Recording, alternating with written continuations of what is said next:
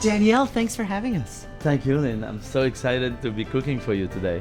I am taking 1 egg, which I will poach in boiling water. I have about 1 quart of water with about a tablespoon of white vinegar. And Why the vinegar? Oh, just to coagulate the egg white a little bit tighter around the So that the it yolks. doesn't spread it. It just helps it come together. So it's Exactly. neat and tidy. Voila. So you've cracked the egg in the water and it's poaching, and now you're taking the strainer. For about a minute and a half, and You're lifting the egg out voila, with the strainer. you see? And Yeah, the yolk is just, you've touched the yolk. We're touching the yolk, and the yolk is soft, but it's just resisting a it little has bit. just firm up on the outside. Right. And so I am just pulling up with a strainer and placing that in the blender. Then to the blender, I'm gonna add 2 more egg yolks. So 2 more yolks go in. So now we are going to sort of a basic mayo Right. process. But again, because it's an aioli, there is a little trick to that mayo.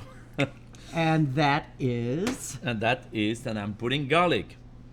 So here inside, after my poached eggs and my 2 egg yolks, I'm adding 3 cloves of garlic who has been split in case you have a little vein with the with the green germ. germ. That The green germ has little- been removed. Yes.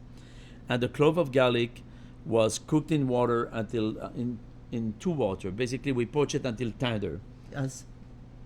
Why 2 water? You mean you Because poach it and then you poach it I again? poach it first for 2 minutes, and then after I change the water and I poach it again until it's tender. So this way it's a little bit less pungent, and it make it like sweet garlic.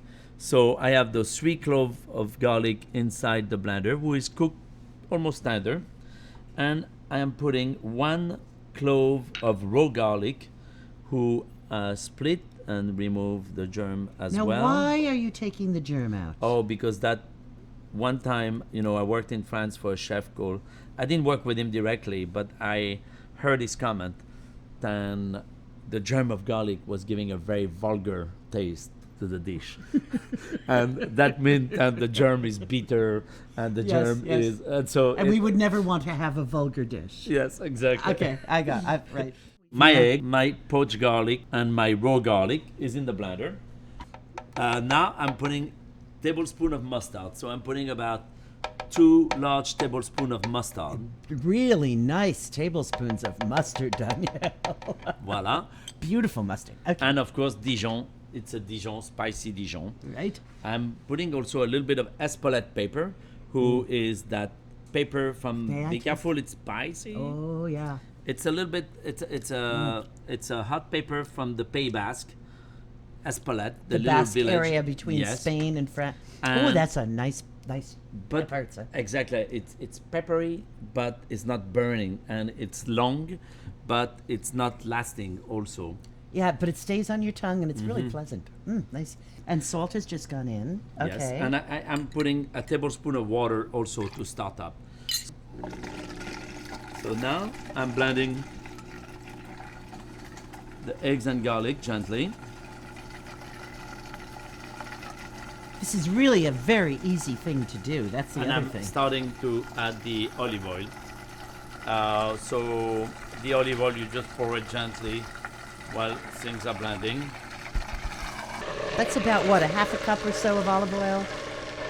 About, yeah.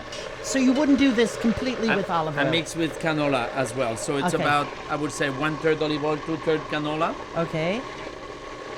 But you can, and as you are blending, it gets a little thicker. And I'm adding also a little bit of speed. So you can always add a little tablespoon of water to it as well. And the water is what helps the Emulsion of the eggs and the oil. absorption of the oil. And it's going to make it fluffy and light. And there's nothing better than cook with water.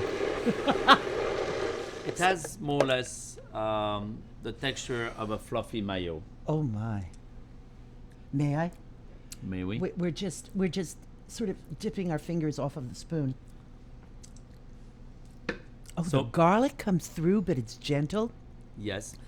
and it is so silky. Oh, it's delicious. But it's not that hit you over the head garlic flavor. Exactly. So when you serve this in Provence, you have two way of serving it.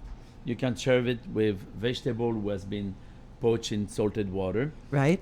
So I have cauliflower, I have green beans, I have potatoes, I have in the cooked vegetable, I have broccoli, baby carrots, radishes, artichokes.